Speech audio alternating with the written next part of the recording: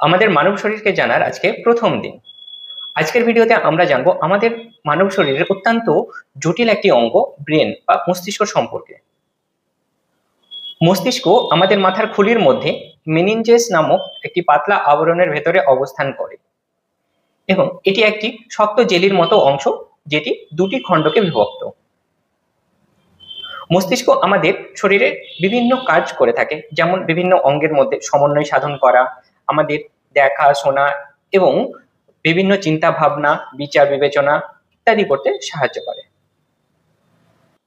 মস্তিষ্ক প্রায় 100 billion neuron দ্বারা গঠিত এবং মস্তিষ্কে প্রায় 75% জল থাকে। খুব স্বাভাবিকভাবেই আমাদের শরীরে যদি পর্যাপ্ত পরিমাণে জল না থাকে, তাহলে আমাদের মস্তিষ্ক সঠিকভাবে কাজ করতে অক্ষম হয়ে দাঁড়াবে। তাই পর্যাপ্ত পরিমাণে জল পান করবেন। একটা কথা শোনা যায় যে আমাদের স্বাভাবিক শরীরে নাকি মস্তিষ্ক 10% কাজ করে।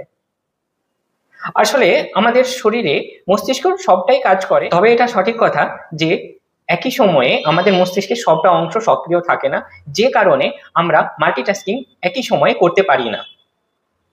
তবে ঘুমের মধ্যেও আমাদের মস্তিষ্ক 10%-এর থেকে বেশি সক্রিয় থাকে এবং দিনের অন্যান্য সময় আমাদের মস্তিষ্কের বেশিরভাগ অংশই সজাগ থাকে। ঘুম মস্তিষ্কের জন্য খুব জরুরি, তাই পর্যাপ্ত পরিমাণে ঘুমাবেন এবং পর্যাপ্ত পরিমাণে জল পান করবেন, যেন আপনার মস্তিষ্ক সঠিকভাবে কাজ করতে পারে। ধন্যবাদ।